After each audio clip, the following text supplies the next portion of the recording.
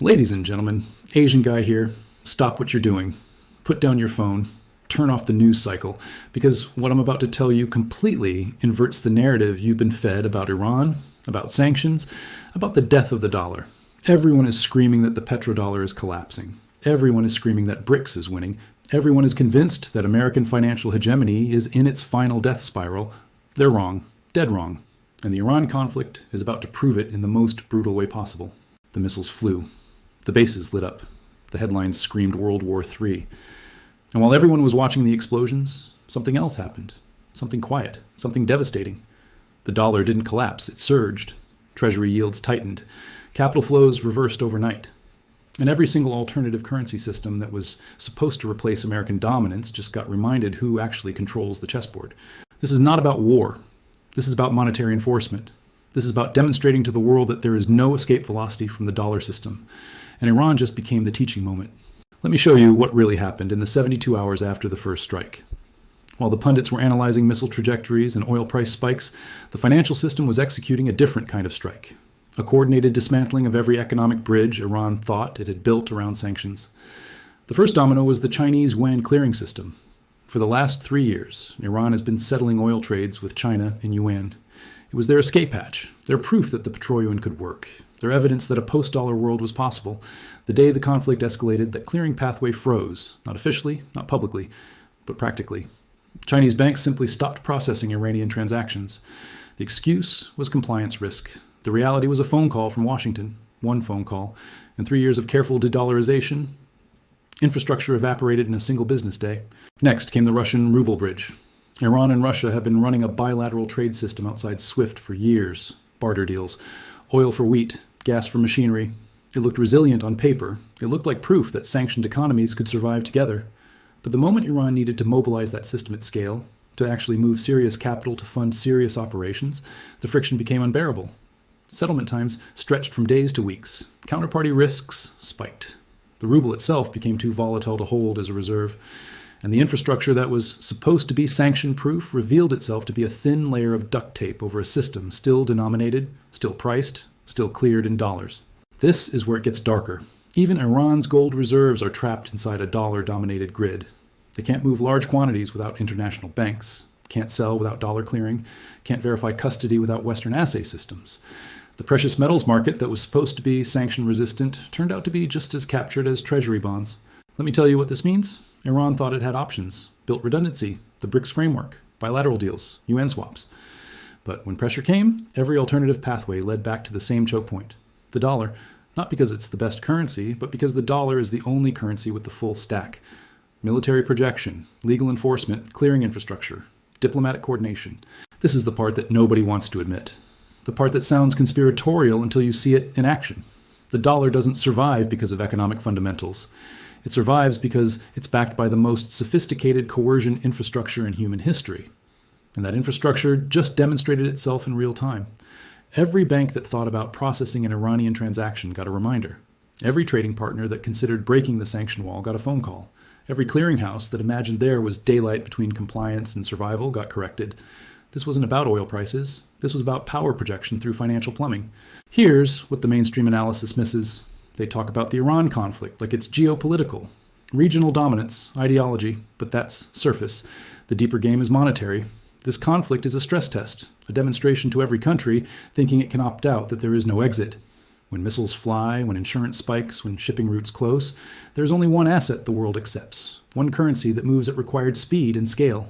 Not Yuan, not gold-backed rubles, not BRICS baskets, the US dollar. Now, let's talk about what happens next. Because this is not a one-time event. This is a pattern.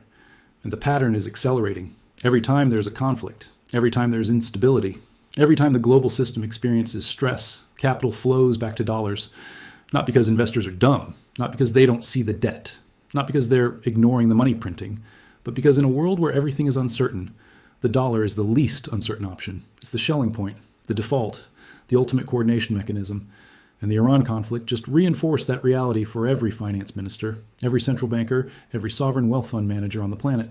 Let me show you the feedback loop starting right now. Iran's isolation forces others to choose.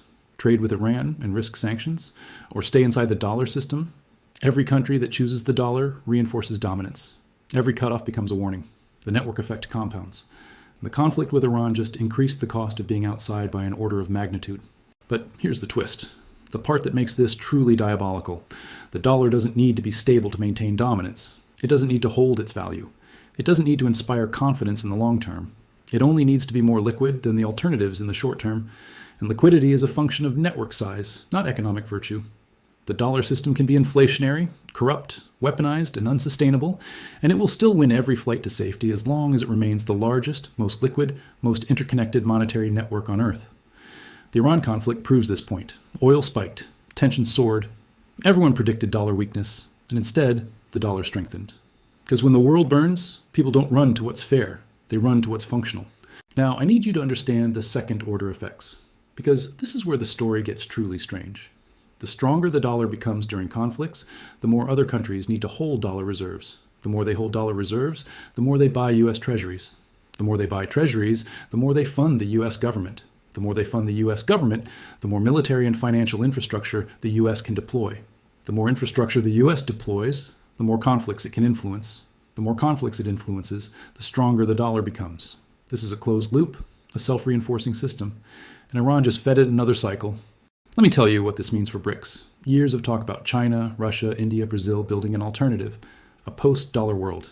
That effort is real. But the Iran conflict reveals the alternative only works in peacetime, only functions without stress. The moment there's instability, everyone runs back to dollars. The alternative lacks depth, lacks insurance, lacks legal enforceability. It's fair weather infrastructure, and we're entering a storm. Think about escalation. If the conflict spreads, if Hormuz closes, if oil shipments stop, supply chains freeze. In that scenario, will countries settle trades in experimental currency baskets, trust bilateral barter, or demand the one asset with legal backing, military enforcement, and global clearing? You know the answer. Every central bank knows they're watching, adjusting reserves accordingly. Here's the part that should terrify the de-dollarization crowd. The U.S. doesn't even need to win these conflicts militarily.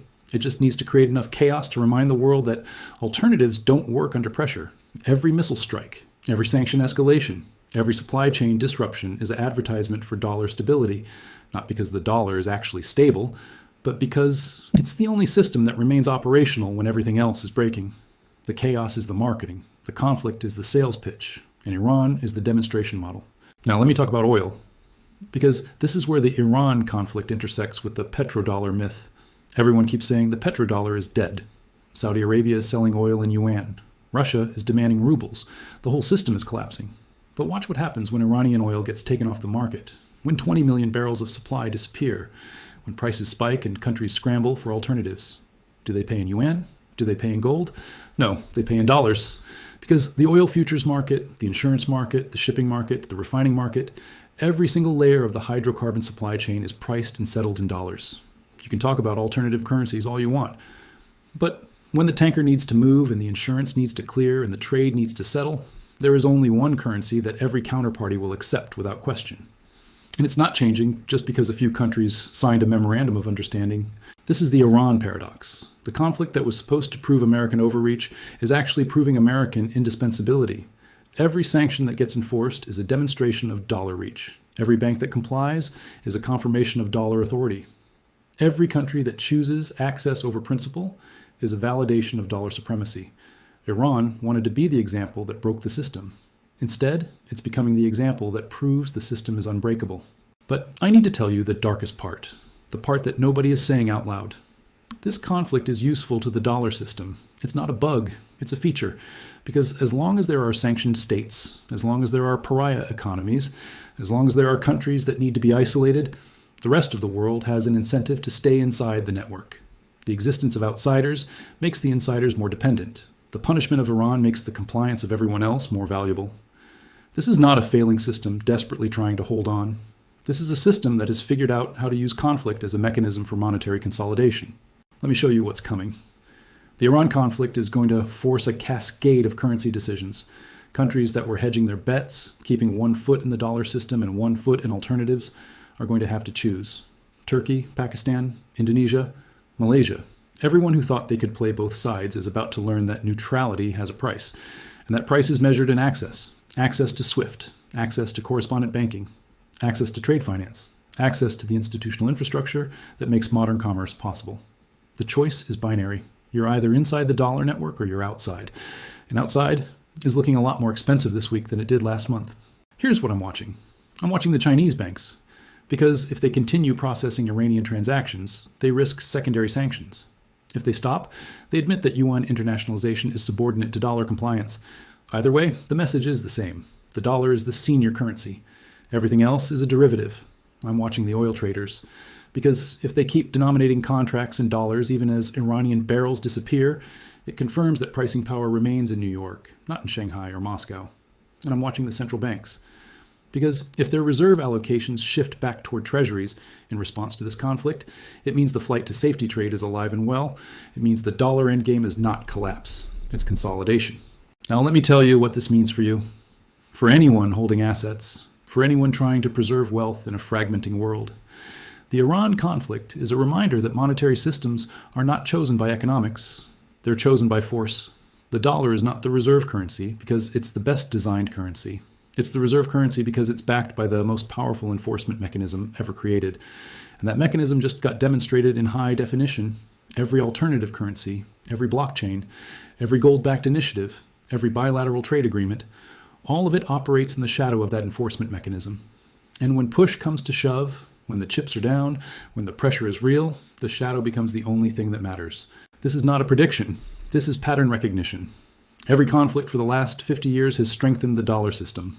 Vietnam, Iraq, Afghanistan, Libya, Syria, every single intervention, every single sanction regime, every single destabilization event has resulted in capital flowing back to U.S. assets. Not because people love American policy, but because American policy controls the infrastructure. And infrastructure is destiny. The Iran conflict is not different. It's the same play, run again, with higher stakes and better special effects. So where does this leave us?